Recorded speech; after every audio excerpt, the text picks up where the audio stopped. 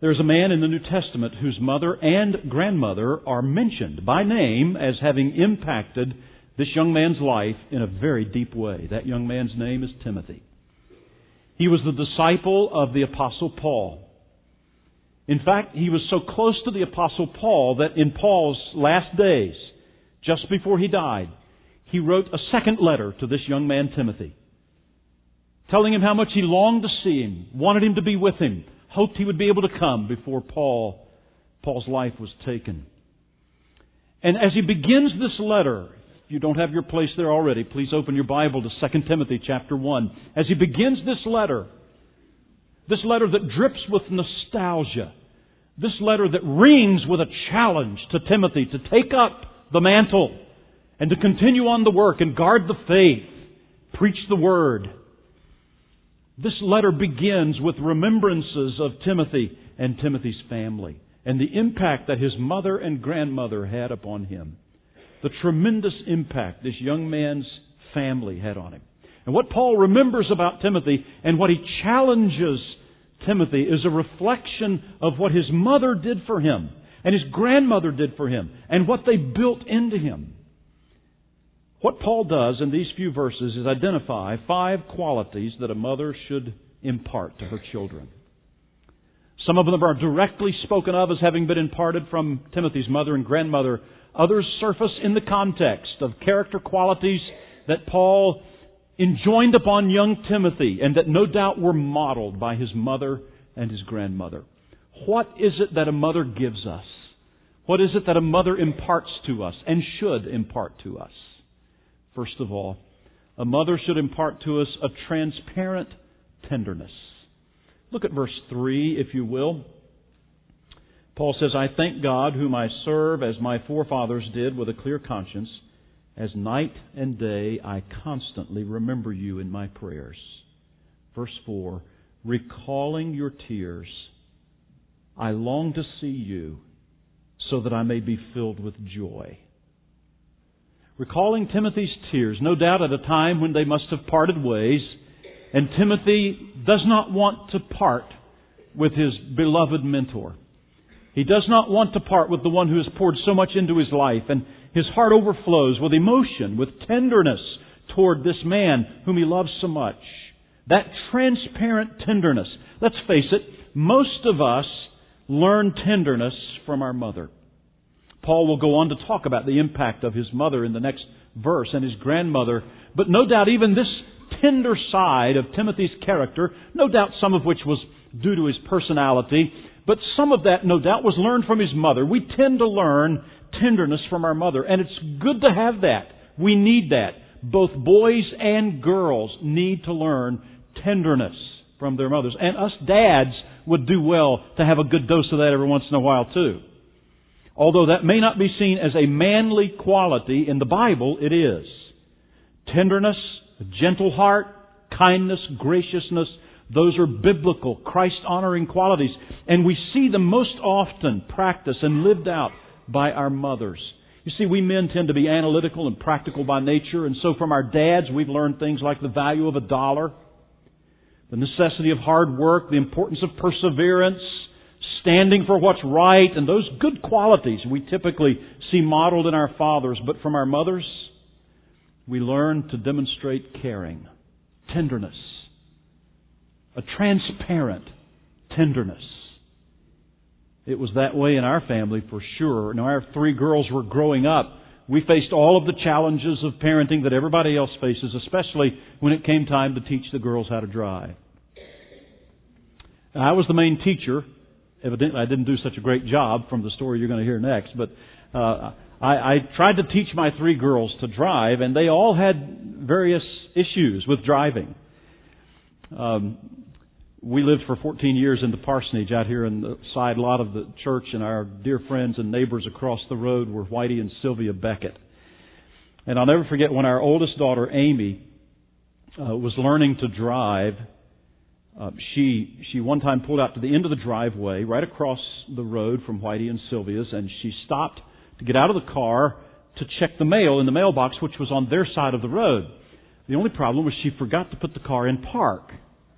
And so when she let her foot off the brake, obviously it coasted right out across the road into their beautiful stone wall, destroying a major section of it. Our second daughter, Ruth, when she's learning to drive, she was learning how to, kind of navigate around these parking lots in the church. Great place to kind of practice a few things. At that time, we had 200 parking spaces, and that evening there was one car in the lot. One car in 200 spots. And Ruth just happened to think, it'd be great to learn how to kind of pull in beside another car. That one car belonged to Whitey Beckett because he was working on a car in his garage, and so he had parked across the road just for a little while, get his car out of the way. Well, it was in the way. Still, she took out a taillight. I believe to this day that's the reason when Missy got old enough to earn her driver's license, that's when Whitey and Sylvia moved into town. It was tough with our kids learning to drive. Amy had 4 wrecks on Halls Ridge Road in her late teen years. One of them was a tire blowout. She had a love affair with the ditches of Halls Ridge Road. And one of them was a tire blew out. One of them was ice. One of them deeply marked our family and still does. But she had 4 accidents. I'll never forget the first one. She took off in that little rear-wheel drive car that was never made to hold the road anyway. And it was an icy morning, and she got to this little hill right in front of David Bolton's house here and slid off into the ditch. I remember going down there. I could tell she was okay. My concern was, what about the car? How are we going to get it out of the ditch? How are we going to get it repaired? What's this going to do to our insurance? Hope no other cars come over the hill. There's a big pile up here, and we'll be liable for all of that. That's what I'm thinking. What Jeannie saw was a hurting teenager who did not want to drive again. I can tell she's okay. Amy's okay. The car is the problem, right? Well, it wasn't maybe quite that bad, but it was close. You see, from our mothers, we learned that nurturing, transparent tenderness. Women, please don't lose that.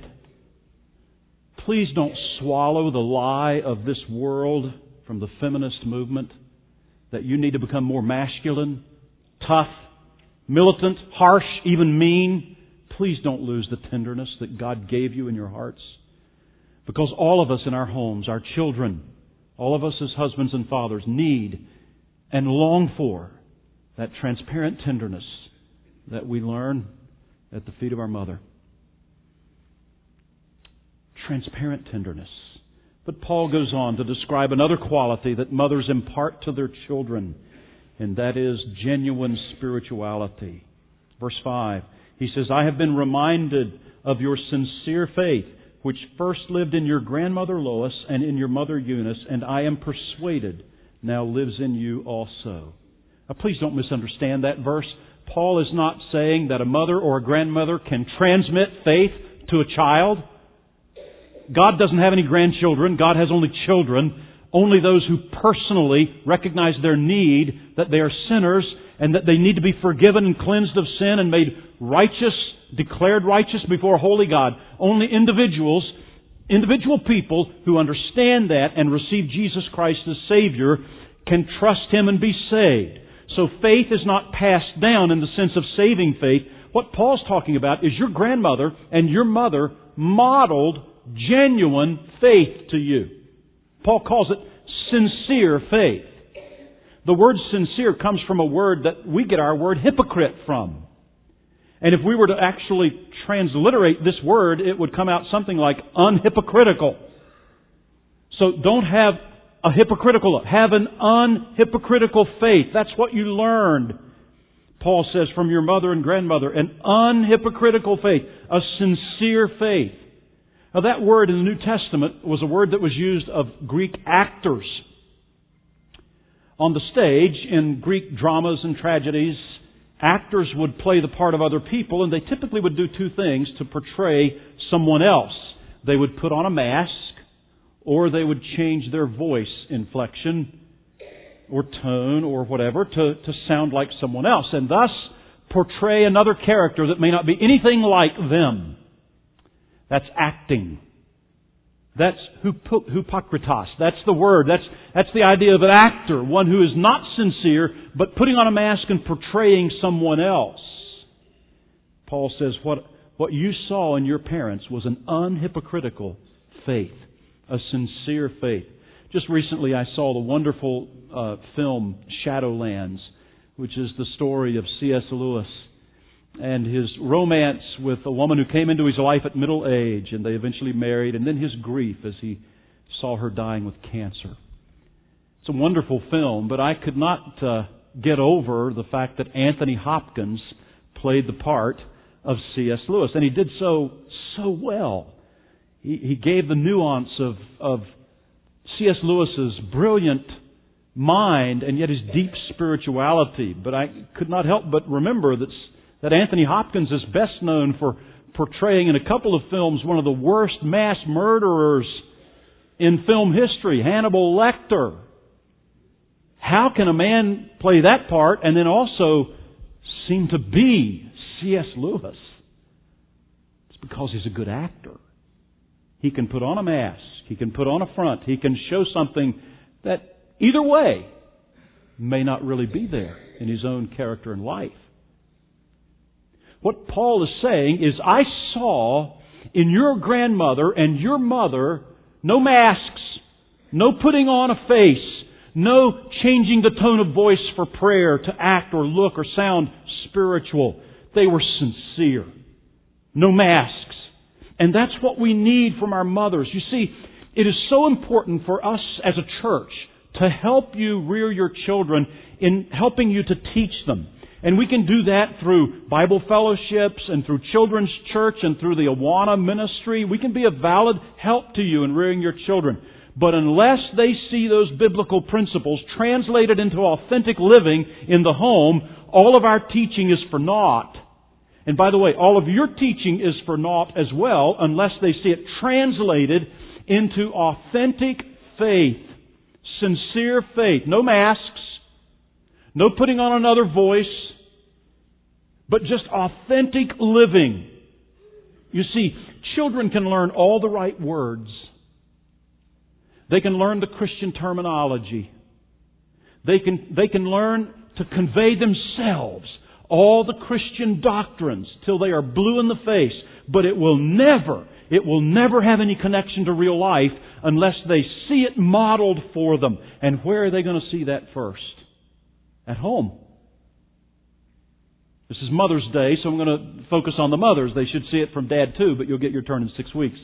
It's Mother's Day today. So Mom, they need to see it from you. They need to see this modeled from you. There were 4 scholars who were debating the merits of 4 different Bible translations, and one of them in the midst of that made a comment that all 4 of them agreed on about the only thing they did agree on in that debate. And that was, he said, the best translation of the Bible I ever witnessed and read was my mother's life.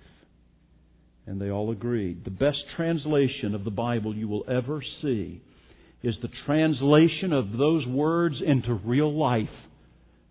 Genuine spirituality, sincere faith, as your mothers live out that faith in the context of your home. So Paul says, mothers can impart to us transparent tenderness, genuine spirituality. But notice the next one. Inner confidence. Look at verse 6. For this reason, and by saying that, Paul ties what he's going to say next to what he's just said about the influence of his mother and his grandmother. So I don't think I'm stretching the text too far to tie my next comments back to his mother and grandmother. He says, for this reason, I remind you to fan into flame the gift of God, which is in you through the laying on of my hands. Evidently, Paul had recognized, maybe even because he had miraculous gifts as an apostle, when he laid hands on Timothy at Timothy's ordination, actually may have conveyed to him a spiritual gift that would have been pertaining only to the apostles and their ability to do things miraculously like that. But whichever way it was, Paul either recognized or actually imparted to Timothy a spiritual gift. But it was Timothy's responsibility to fan that into flame. In other words, to develop it, to make it more effective. And so he will tell Timothy a lot of things in these 2 letters about studying, about developing himself and training himself and disciplining himself in godliness and things that will help build up that gift and make it more effective.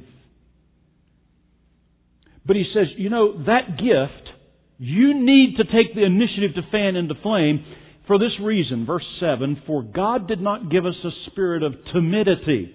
And some believe that because of that, Paul is referencing the fact Timothy may have had by nature a more timid or more withdrawn personality.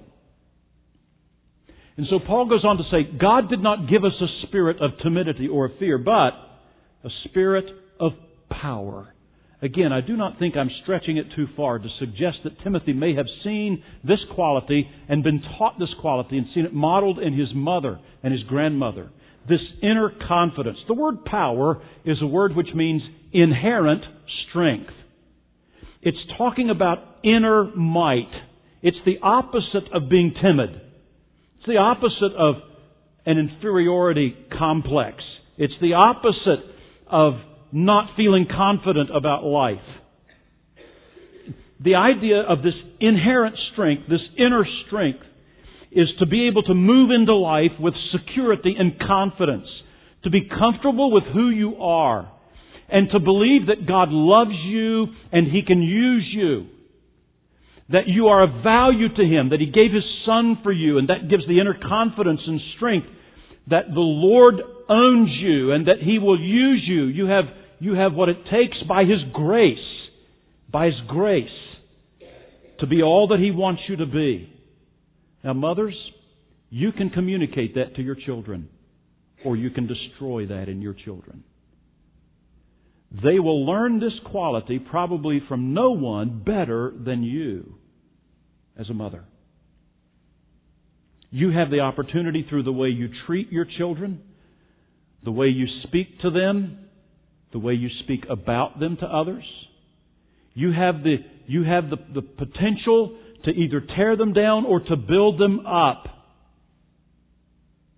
To give them this solid foundation of knowing that they belong to God and they are highly cherished as His children. And that God can use them greatly if they will give themselves to Him. You have the ability to embed that in their hearts and minds or to tear it out of them. I want to read to you a story that bears out this principle of mothers having that influence of developing an inner confidence in their children. That power that Paul speaks of.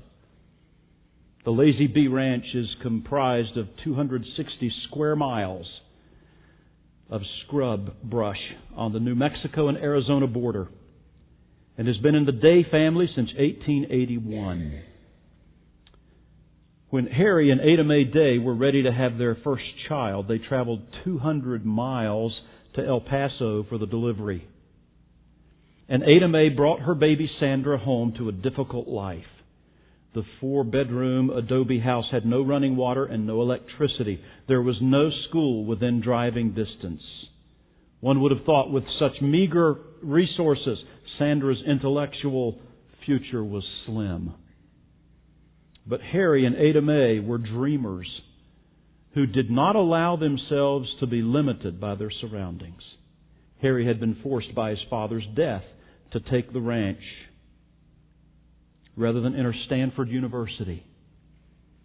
But he never gave up hope that his daughter would someday study there. And Ada Mae continued to subscribe to metropolitan newspapers and magazines like the New Yorker and others. When Sandra was 4, her mother started her on the Calvert method of home instruction and later saw when she was older and had outgrown her mother's ability to teach her that she went to the best boarding school possible. Sandra's brother Alan says that one summer their parents packed them in the car and they drove to all the state capitals west of the Mississippi. He says, we climbed to the dome of every building until finally we had to come home. Sandra did go to Stanford, then on to law school, and eventually on to become the first woman Supreme Court Justice in the United States. On the day of her swearing in, the Day family was there, of course. During the ceremony, her brother Alan watched her closely as she put on her robe, then walked to her seat among the justices. She looked around, saw the family, and locked her eyes right into ours. He says that's when the tears started falling. He goes on to write, what causes a woman like Sandra Day O'Connor to go so far? intelligence, of course, and lots of inner drive, but much of the credit goes to a determined little ranch woman sitting in her adobe house at night, reading to her children hour after hour, and to parents scampering up the stairways of Capitol domes, their children in tow. You see, what happened in Sandra Day O'Connor's life is what can happen in the life of any child. Not necessarily the same career track or anything like that, but the same inner confidence to be able to meet life no matter what the background is, no matter what the humble beginnings may be, the same inner confidence in the Lord, not in themselves, not talking about that. This is power that comes from God, but power which is seen in a mother's life and which is communicated by a mother's teaching and training and modeling, that God can enable you to be whatever He wants you to be. And you can move into life with self-confidence, inner confidence in the ability of the Lord to use you however He wants to use you.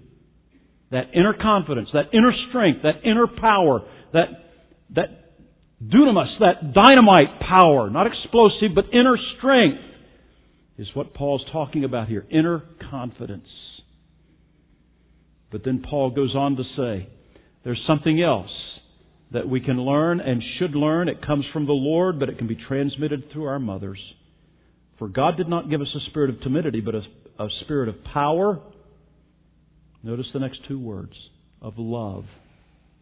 Of love. An unselfish love. And I describe the love that way because that's the meaning of the word used for love here. It's an unselfish love. The kind mentioned here, the kind of love referred to here, is a love which has the highest good of another in mind. It is a love which sacrifices itself for the good of another person.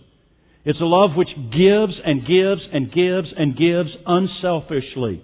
And every mother in this building knows that it takes a whole lot of that to be a good mom. A whole lot of unselfish love. Loving unselfishly your children means that you love when it hurts. It means that you love them when you're so tired you can hardly go on. It means that you still give unselfishly when you don't feel like there's any more to give. It means that you will still discipline, still continue to train again and again to mold character and to mold the self-will of a child. It means that you will wash and iron, cook and clean when you don't feel like it. Our good friend and the lady from whom we bought our house when we came back to Princeton had a little saying put up over the washer and dryer area on the wall. It said, wash, dry, fold, repeat. That's true, isn't it, moms? It's a never-ending job. And much of what you do in the home is a never-ending job. But you keep at it. You love unselfishly when you don't have the strength to love anymore. Loving unselfishly means that you hug away the hurts. It means that you listen and seek to understand that teenage daughter or son when Dad gave up 15 minutes ago. It means that when you've heard 200 guess whats and 500 whys, you're still listening and you're still answering the questions. That's unselfish love. And every mother in this room knows that takes a special measure of God's grace and strength to love in that way, because it is not easy. It is not easy. I read about one harried mom who received a phone call from a friend. A friend called and asked how she was doing, and the lady said, "Terrible. My house is a mess. There are dishes in the sink. House is just a complete mess. My head is splitting, my legs and back ache, and the kids are driving me crazy." And the lady on the other end of the phone said, "Okay, just calm down a little bit. Listen, I'll come over, I'll wash your dishes for you, I'll clean your house, I'll take care of the kids. You just lay down and get some rest. And by the way, how's Sam doing?" And the lady on the other end said, "Sam? My husband's not named Sam." And the woman said, "Oh, I'm so sorry. I must have dialed the wrong number." There was an awkward pause on the phone before the harried mother said, "Are you still coming over?" Mom, you could use that sometimes, right? You could just use someone to come over sometimes. It's hard. It's hard to keep at it day after day after day. I think the hardest job in the world is being a mother of a preschooler, or 2 preschoolers, or 3 preschoolers. That is tough. And my hat is off. I honor you mothers who are rearing children today. And grandmothers who are rearing children today. My hat is off to you. That's a hard job. It's an endless task. There is seemingly no rest. And it is only the grace of God and His strength which will give you the unselfish love to keep it up. Paul tells Timothy, God did not give us a spirit of timidity, but a spirit of power, of unselfish love. And again, I don't think I'm stretching it too far to tie it back to the context of his parents, his mother, his grandmother, who modeled that unselfish love in his own life. But there's one other quality that Paul talks about us developing as believers, which no doubt are modeled and can be passed on to us from our parents. Should be. We probably will not learn this if it's not modeled and passed on to us from our mothers. And that is a consistent self-control. The very end of verse 7, God did not give us a spirit of timidity, but of power, of love, and of self-discipline. Some of you may have the translation that says, and of a sound mind. The word here, though, is of one which means a well-ordered mind, a structured mind, a disciplined, self-controlled way of thinking about life. It does have to do with self-control, discipline. Now, I want to make it very clear that a loving mom is not one who always gives in. A loving mom is one who demands the right things, one who balances that tenderness and compassion with consistent boundaries, sets wise guidelines, and knows when to say, that's it. A wise mother disciplines and trains just as she loves and affirms. I read a piece by John MacArthur one time, well-known pastor and author, who talked about 7 disciplines that were of great help to him in his life. And when I read that, I thought, wow, those are very wise. But they also form a great pattern for mothers to teach their children these 7 disciplines so that children grow up learning self-control. Nobody is self-controlled by nature. Children must be taught from their earliest years self-control, discipline. And then as they get older and get out on their own, hopefully that translates into their own desire to be self-controlled. Hopefully, if they know Christ as Savior, the Holy Spirit, part of His fruit is self-control.